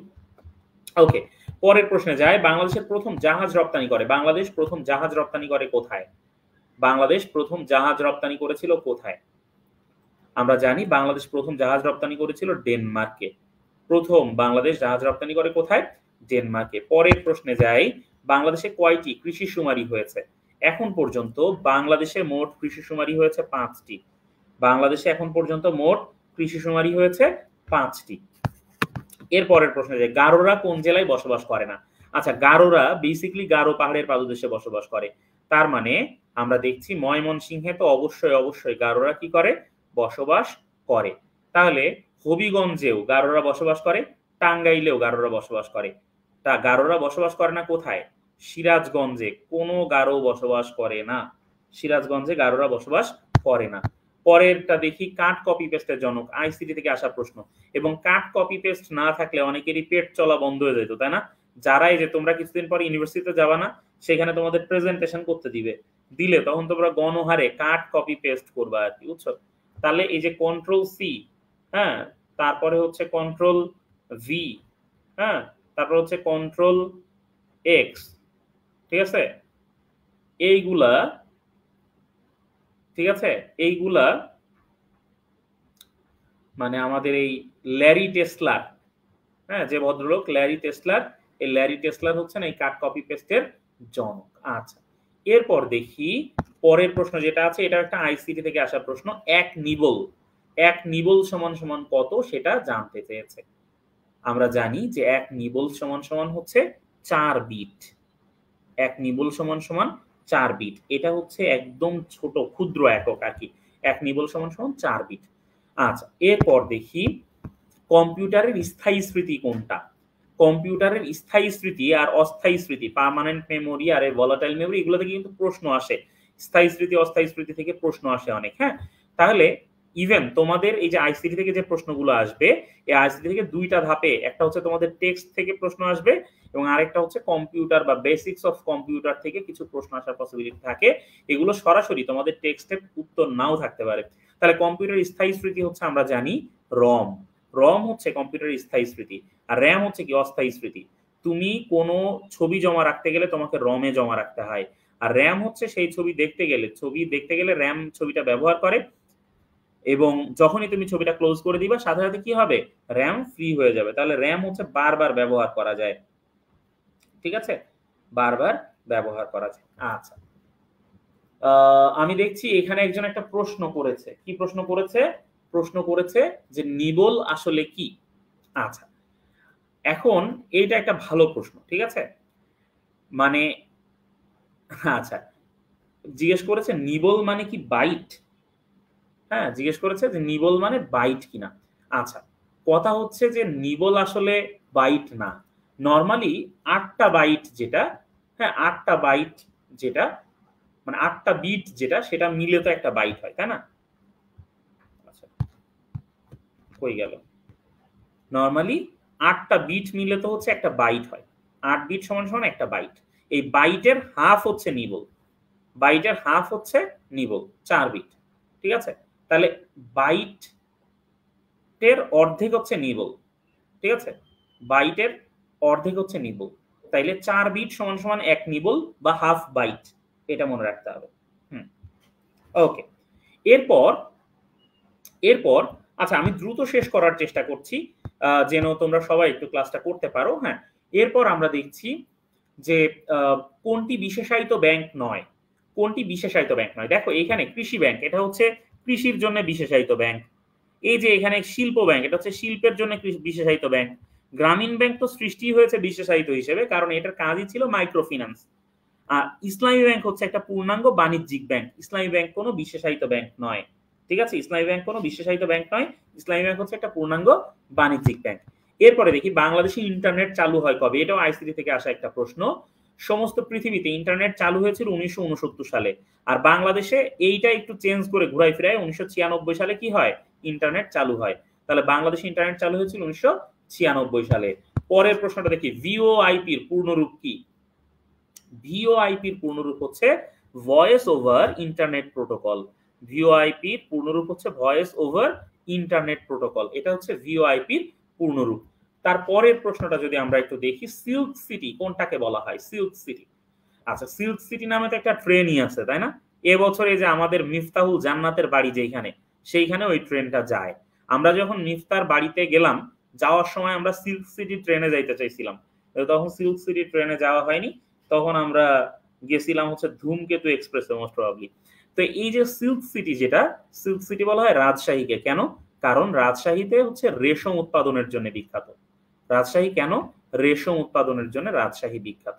ঠিক আছে, রাজশাহী শহরটা এত চমৎকার, আমার খুবই ভালো লেগেছে রাজশাহীতে যে মানে পরিচ্ছন্ন এবং এত সুন্দর রাস্তাঘাট। হ্যাঁ, আমার খুবই ভালো লেগেছে। রাজশাহী বিশ্ববিদ্যালয়টা আমার খুব ভালো লেগেছে। হ্যাঁ, তোমরা যারা রাজশাহীর আছো, রাজশাহীর কে কে আছো এখানে? যাবো ইনশাল্লাহ। এবং রাজশাহীর মানুষগুলোও খুব ভালো, খুবই ভালো। হ্যাঁ, আমাদের এতই ভালো লেগেছে রাজশাহীতে যে সেটা বলার মতো না। আরো ভালো লাগতো যদি রাজশাহী থেকে মিষ্টি টিষ্টি নিয়ে আসতে পারতাম, কিন্তু পরে আর সময় হয়নি। হ্যাঁ, ওকে, আমরা পরের প্রশ্নে চলে যাই। আরোহ পদ্ধতির শেষ স্তর জানতে চেয়েছে। আরোহ পদ্ধতির শেষ স্তর। আচ্ছা, এখন এই আরোহ পদ্ধতি যেটা তোমরা জানো যে আচ্ছা আচ্ছা,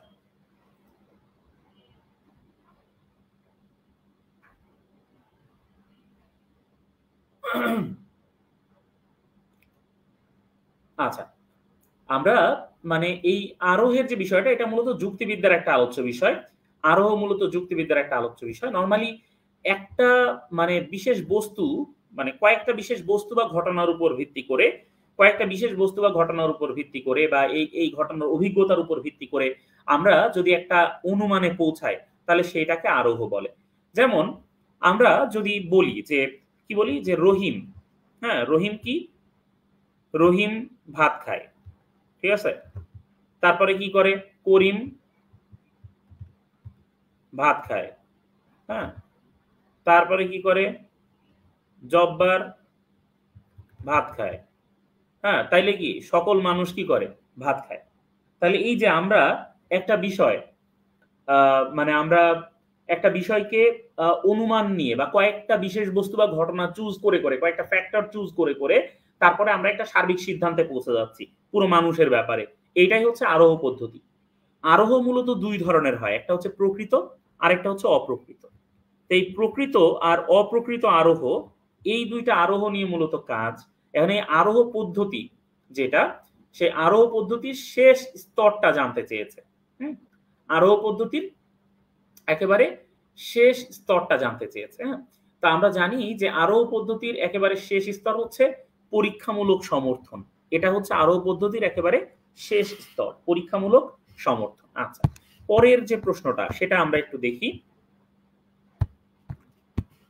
আ দারিদ্র্যের দুষ্ট চক্রের প্রবক্তা কে? দারিদ্র্যের দুষ্ট চক্রের প্রবক্তা কে? এইটা অর্থনীতি থেকে বা ইকোনমিক্স থেকে আসা একটা প্রশ্ন। দারিদ্র্যের দুষ্ট চক্র এটা একটা ভিশাস সার্কেল, তাই না? দারিদ্র্যের দুষ্ট চক্রের প্রবক্তা হচ্ছেন অধ্যাপক র্যাগনার মার্কস। দারিদ্র্যের দুষ্ট চক্রে বেসিক্যালি কি বলা হচ্ছে? দারিদ্র্যের দুষ্ট চক্রে বেসিক্যালি কি বলা হচ্ছে? তোমরা জানো হয়তোবা সবাই। তারপরও যদি আমি একটু ব্যাখ্যা করার চেষ্টা করি যে ভিশাস সার্কেল আ বা দারিদ্র্যের দুষ্ট চক্র যেটা, এটাতে আসলে কি বলা হচ্ছে? বলা হচ্ছে একটা পরিস্থিতি যেখানে মানুষ কোনোভাবেই দারিদ্রতার কবল থেকে মুক্তি পেতে পারছে না। কি হচ্ছে? আবারও সে দারিদ্র্যের মধ্যে ডুবে যাচ্ছে। এটাই হচ্ছে মূলত দারিদ্র্যের দুষ্ট চক্র। এটাকে আমরা কিভাবে ব্যাখ্যা করতে পারি? লক্ষ্য করো নরমালি একটা পরিবারের কাছে যদি টাকা পয়সা কম থাকে, তাহলে ওই পরিবারটার জন্যে মানে ওই দারিদ্র্য থেকে বের হয়ে আসাটা টাফ। কেন? কারণ সে পুঁজির অভাবে কোনো ব্যবসা-বাণিজ্য করতে পারে না। টাকা-পয়সা না থাকার কারণে তার মন মেজাজ ভালো থাকে না। যেহেতু তাদের মধ্যে শিক্ষা-দীক্ষা থাকে না। কাজেই শিক্ষা না থাকার কারণে তারা তাদের জীবনমান উন্নয়নের স্বপ্ন দেখতে পারে না। তারা প্রয়োজনীয় চিকিৎসা সেবা গ্রহণ করতে পারে না। এবং এক পর্যায়ে যেয়ে দেখা যায় যে আসলে এই মানুষগুলার মানে কোনোভাবেই ওই দুষ্ট চক্র থেকে বের হওয়ার কোনো সুযোগ নাই। কাজেই একটা মানুষ কেন গরিব? একজন গরিব। কেন গরিব? কারণ সে গরিব। বুঝছো? মানে এটাই হচ্ছে দারিদ্র্যের দুষ্ট চক্রের বিষয়।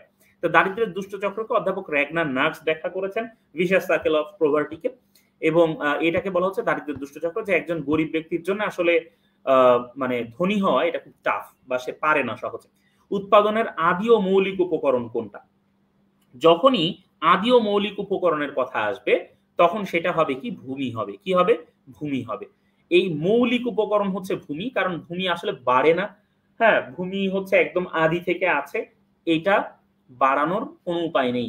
ঠিক আছে? এরপরে আমরা দেখি কে অর্থনীতিকে ব্যষ্টিক ও সামষ্টিক এই ২ অংশে বিভক্ত করেন? অর্থনীতিকে ব্যষ্টিক ও সামষ্টিক এই ২ অংশে বিভক্ত করেন র্যাগনার ফ্রিশ। র্যাগনার ফ্রিশ হচ্ছে অর্থনীতিকে ব্যষ্টিক সামষ্টিক ২ টা অংশে বিভক্ত করেছেন। এর পরের প্রশ্নে আমরা দেখতে পাচ্ছি অর্থনীতি থেকে আসা আরো একটা প্রশ্ন। কোন দ্রব্যের অতিরিক্ত ১ একক লক্ষ্য করো, একটা ইউনিট উৎপাদন করতে যে খরচ মানে যে পরিমাণ বৃদ্ধি পেল, তাহলে আমরা ধরি যে ১০ টা শার্ট তুমি বানাচ্ছ একটা কারখানায় তোমার লাগছে ৳৫০। এখন একদম ১ম এ যখন তুমি শুরু করেছ, তখন ধরো একটা শার্ট যদি তুমি বানাতে তোমার ৳২০ খরচ হতো। কারণ একটা বেসিক সেটআপ এর খরচ তো সবসময় থাকে। এরপরে ২ টো যদি তুমি বানাও তখন তোমার খরচ আসে ৳২৫। ৩ টা যদি তুমি বানাও খরচ আসে ৳২৭। ৪ টা যদি তুমি বানাও খরচ আসে ৳২৮। এরকম করে এরপরে আস্তে খরচ কমতে দেখা যাবে যে ১০ টা যখন তুমি বানাবা তখন তোমার মোট খরচ হয় ৳৫০ কথার কথা ধরো। তাহলে এই ১০ টা শার্ট তুমি বানাতে 50 টাকা খরচ হয়েছে, তাহলে তোমার একটা ইউনিট বানাইতে গড়ে 5 টাকা খরচ হয়েছে, তাই না? এখন এরপরে তুমি চিন্তা করলা যে অতিরিক্ত একটা একক, তার মানে তুমি 51টা উৎপাদন করবা, তাহলে 50টা উৎপাদন হয়ে যাওয়ার পরে একটা একক উৎপাদন করতে এই মোট খরচের মানে এই 50 মানে 10টার পরে একটা উৎপাদন করতে এই 50 থেকে যে কয় টাকা বেশি লাগবে সেটাই হচ্ছে কি এই পরিমাণ বৃদ্ধি। আর এই পরিমাণ বৃদ্ধিটাকে বলে হচ্ছে প্রান্তিক ব্যয়। একদম লাস্ট ইউনিট উৎপাদন করতে, হ্যাঁ, যেটা তোমার হিসাবের বাইরে ছিল, এই লাস্ট ইউনিট উৎপাদন করতে যে ব্যয় হবে সেটাই হচ্ছে কি প্রান্তিক ব্যয়। আচ্ছা, এর পরের প্রশ্নে চলে যাই। দেখি সেন বংশের প্রথম রাজা বা প্রতিষ্ঠাতাকে। আমরা জানি সেন বংশের প্রথম রাজা বা প্রতিষ্ঠাতা হচ্ছেন কে? হেমন্ত সেন হচ্ছেন সেন বংশের প্রথম রাজা বা প্রতিষ্ঠাতা। ইতিহাস বিষয়ের প্রশ্ন, হ্যাঁ ইতিহাস বিষয়ের প্রশ্ন এটা। ওকে, এর পরের প্রশ্নে যাই। বৌদ্ধ ধর্মের কনস্ট্যান্টাইন, ইতিহাস প্রাচীন ইতিহাস থেকে আসা প্রশ্ন। হ্যাঁ, বৌদ্ধ ধর্মের কনস্ট্যান্টাইন বলা হয় কাকে? আমরা জানি বৌদ্ধ ধর্মকে পুরো ভারতবর্ষ জুড়ে এবং ভারতবর্ষের আশেপাশে ছড়িয়ে দেওয়ার জন্য সম্রাট অশোক একটা বড় ভূমিকা পালন করেছিলেন। এক সময়কার বিখ্যাত নিষ্ঠুর শাসক অশোক, তিনি বৌদ্ধ ধর্ম গ্রহণ করে খুব অহিংস হয়ে যান এবং তিনি বৌদ্ধ ধর্মের প্রচার প্রসারের জন্য কাজ করেন, তাই তাকে বৌদ্ধ ধর্মের কনস্ট্যান্টাইন বলা হয়। সম্রাট অশোককে বলা হয় বৌদ্ধ ধর্মের কনস্ট্যান্টাইন। তারপরে দেখি আচার্য শীলভদ্র কে ছিলেন? আচার্য শীলভদ্র তিনি মূলত একজন বিখ্যাত শিক্ষাবিদ ছিলেন। আমরা জানি নালন্দা বিশ্ববিদ্যালয়ে, যে এই নালন্দা বিশ্ববিদ্যালয়ের ভিসি ছিলেন তিনি, ঠিক আছে? নালন্দা বিশ্ববিদ্যালয়ের ভিসি ছিলেন এই আচার্য শীলভদ্র, ঠিক আছে? নালন্দা বিশ্ববিদ্যালয়ের চ্যান্সেলর ছিলেন, নট ভিসি, ঠিক আছে? তো আচার্য শীলভদ্র ছিলেন একজন বিখ্যাত শিক্ষাবিদ। রাজস্বের সাথে জড়িত নাম কোনটা?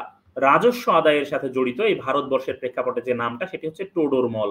টোডরমল ছিলেন আকবরের একজন বিশিষ্ট সভাসদ এবং আকবরের পুরো রাজস্ব যে বোর্ডটা সেইটাকে গঠন করেছিলেন টোডরমল। এবং টোডরমল তার রাজস্ব আদায়ে এতটাই পারদর্শী ছিলেন এবং তিনি প্রজা এবং শাসক উভয়েরই জন্য কল্যাণে তিনি এত কাজ করেছেন যে রাজস্বের সাথে জড়িত যে কোনো নাম যদি সবার প্রথমে আসে তাহলে সেটা আসে কার? টোডরমলে। এরপর আমরা দেখি লাহোর প্রস্তাব। 1940 সালে যে লাহোর প্রস্তাব ছিল, যেটা শেরে বাংলা, শেরে বাংলা যে এই লাহোর প্রস্তাব উত্থাপন করেছেন, এই শেরে বাংলার লাহোর প্রস্তাবের মূল বিষয় ছিল ব্রিটিশ ভারতের মুসলমান সংখ্যাগরিষ্ঠদের নিয়ে এক বা একাধিক দেশ গঠন করা। তাহলে ব্রিটিশ ভারতের সংখ্যাগরিষ্ঠ মুসলমানদের নিয়ে এক বা একাধিক দেশ গঠন করা ছিল শেরে বাংলার মূল উদ্দেশ্য এবং লাহোর প্রস্তাব এজন্যই তিনি দিয়েছেন। কিন্তু যখন এই স্টেট বাই স্টেটস যখন উল্লেখ করা ছিল, সেখানে স্টেটস থেকে এস কেটে দিয়ে শুধুমাত্র একটা স্টেট গঠন করার কথা বলেন মোহাম্মদ আলী জিন্নাহ, এবং তখন জিন্নাহ দ্বিজাতি তত্ত্বের ভিত্তিতে ভারত এবং পাকিস্তান ভাগ হয় এবং পাকিস্তান, পূর্ব পাকিস্তান আর পশ্চিম পাকিস্তান যে একটা আনহ্যাপি সেটেলমেন্টে যায়, এটা খুব দ্রুতই ডিভোর্সের দিকে যায়। 1947 থেকে মাত্র 24 বছর পরে 1971-এ দুই পাকিস্তান কি হয়? বিভক্ত হয়ে যায়। কারণ সেটেলমেন্টটা আসলে কখনোই সুবিধার ছিল না, এটা একটা আনহ্যাপি সেটেলমেন্ট ছিল প্রথম থেকে। এরপরে আমরা দেখি নিম খাজনা তত্ত্বের প্রবর্তককে। আমরা জানি নিম খাজনা এটা একটা বড় অর্থনৈতিক ধারণা। যদি কোনো ভূমি বা কোনো প্রপার্টিজ কাজে লাগায়ে খুব অল্প সময়ে বড় অঙ্কের টাকা লাভ করা হয় তাহলে সেটাকে বলে নিম খাজনা। অধ্যাপক মার্শাল এই নিম খাজনা তত্ত্বের প্রবর্তক। নিম খাজনা তত্ত্বের প্রবর্তক হচ্ছেন অধ্যাপক মার্শাল। নিউ ডিল ব্যবস্থা প্রবর্তন করেন কে? নিউ ডিল ব্যবস্থা প্রবর্তনটা মূলত ইউএস এর সাথে জড়িত। হ্যাঁ, ইউএস প্রেসিডেন্ট মানে ফ্রাঙ্কলিন ডি রুজভেল্ট এই নিউ ডিল বা নতুন ব্যবস্থা প্রবর্তন করেছিলেন। মহামন্দা বা গ্রেট ডিপ্রেশন, এই গ্রেট ডিপ্রেশনকে দূর করার জন্য, মহামন্দা বা গ্রেট ডিপ্রেশনকে দূর করার জন্য ফ্রাঙ্কলিন ডি রুজভেল্ট কি করলেন? তিনি নিউ ডিল ব্যবস্থা প্রবর্তন করলেন। এর মাধ্যমে এই নিউ ডিলের মাধ্যমে মানুষজন নতুন নতুন মানে কাজ করতে পারলো এবং নতুন নতুন কাজ করার মাধ্যমে নতুন নতুন অর্থনৈতিক কর্মকাণ্ডে যুক্ত হওয়ার মাধ্যমে তারা কি করতে পারলো? তারা তাদের যে সমস্যা বা তাদের যে অর্থনৈতিক সমস্যা, এই সমস্যাকে তারা দূর করতে পারলো। এবং মন্দা যখন হয় তখন তো আসলে কোনো মানুষের কাছে টাকা পয়সা থাকে না, তাই না?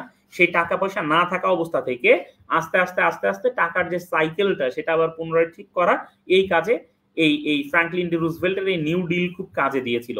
এবং এর মাধ্যমে ইউএসএ কি করে? সেই মহামন্দা থেকে বের হয়ে আসে। তোমরা যারা রেগুলার আমাদের ক্লাস করেছো তারা এই নিউ ডিল, মহামন্দা এই ব্যাপারগুলোর সাথে খুব ভালো মতো তোমাদের পরিচিত হওয়ার কথা, ঠিক আছে? আশা করি যে তোমরা সবাই এই বিষয়টা জানো।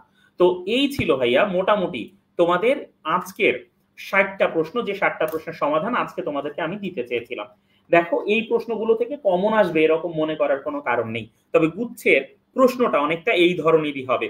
গুচ্ছের তোমাদের মৌলিক বিষয় থেকে প্রশ্নের পাশাপাশি 3টা বা 4টা সাম্প্রতিক থেকে প্রশ্ন থাকতে পারে, বা 2টা 3টা সাম্প্রতিক থেকে থাকতে পারে, 2টা 3টা আন্তর্জাতিক বিভিন্ন বিষয় থেকে, ইতিহাস থেকে, পৌরনীতি থেকে, অর্থনীতি থেকে, ভূগোল থেকে তোমাদের প্রশ্ন থাকবে। আশা করা যায় তোমরা মনোযোগ সহকারে তোমরা এই টপিকগুলো আরেকবার একটু রিভাইজ দিয়ে যাবে। তোমরা যারা আমাদের নিয়মিত ব্যাচের ছাত্রছাত্রী ছিলে, আশা করি তোমাদের যে পরীক্ষাগুলো নেওয়া হয়েছে সেই পরীক্ষাগুলো তোমরা আবার একটু মনোযোগ দিয়ে দেখে যাবে, এবং আশা করি তোমাদের গুচ্ছের পরীক্ষা তোমাদের সর্বোচ্চ ভালো হবে। তোমাদের জন্য অনেক দোয়া থাকছে।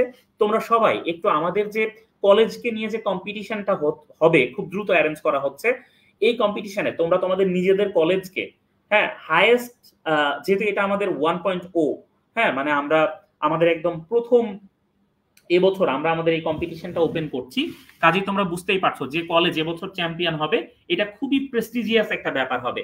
এবং inter college battle for the এক্সিলেন্সের তোমরা যারা নিজের কলেজকে চ্যাম্পিয়ন করাতে পারবা, তোমরা তোমাদের জুনিয়রদেরকে মেনশন করে দাও। তোমরা যারা মনে করো যে তোমাদের কলেজ স্ট্রং আছে এবং এখানে অংশগ্রহণ করলে ছেলে পেলে এক যেমন তাদের ক্যারিয়ারে বা তাদের তাদের যে সামনের পরীক্ষাগুলো আছে সেখানে তারা যেমন উপকৃত হবে, একই সাথে তারা তাদের কলেজেও কিন্তু একটা বড় ডিসকাউন্ট পাচ্ছে আমাদের এখানে ভর্তিতে। এবং একজন দুইজন না, কলেজ থেকে যত স্টুডেন্ট ভর্তি হবে, হ্যাঁ, সবাইকেই আমরা আমরা আমাদের ডিসকাউন্টের আওতায় আনবো। আমরা বলেছি যে 5,000 টাকা যদি আমাদের আমাদের কোর্স ফি হয়, বা 6,000 টাকা যদি আমাদের কোর্স ফি হয়, সেখান থেকে যেটাই কোর্স ফি হবে ফুল কোর্স ফি থেকে তারা 1,500 টাকা ক্যাশ ডিসকাউন্ট পাবে, এবং আমরা আমরা আমরা তাদেরকে ক্যাশ প্রাইজ দিব। ঠিক আছে? এছাড়া তোমরা কোচ হিসাবে যারা নিজেদের কলেজকে গাইড করবা, এবং যে কলেজ চ্যাম্পিয়ন হবে সেই কলেজের যে কোচ থাকবে, তার মানে তোমরা তোমাদের যাদেরকে ট্রেন করবা, তোমাদের তোমাদের জুনিয়রদেরকে যারা ট্রেন করবা, এই ট্রেনের জন্যও তোমাদেরকে কিন্তু তোমাদের জন্য পুরস্কার থাকবে। ঠিক আছে? তাহলে তোমরা সবাই আশা করি যে ভালো করবা। তোমরা প্রত্যেকেই এই কম্পিটিশনটার কথা আশা করি তোমাদের জুনিয়রদের কাছে পৌঁছে দিবা, তোমাদের ইনমেটসদের কাছে পৌঁছে দিবা, তোমাদের এলাকার কলেজগুলোতে তোমরা এটা ছড়িয়ে দিবা। স্কুল অফ এক্সিলেন্সের এই নাম সব জায়গায় ছড়িয়ে যাক। তোমাদের জন্য অনেক অনেক দোয়া আর শুভকামনা থাকছে ভাইয়া। গুচ্ছের পরীক্ষার দিন তোমাদের প্রশ্ন সমাধান নিয়ে তোমাদের সাথে দেখা হবে। তোমরা সবাই ভালো থাকো, সুস্থ থাকো। ইনশাআল্লাহ তোমাদের সাথে আবার দেখা হবে, কথা হবে। তার আগ পর্যন্ত বিদায়। আল্লাহ হাফেজ।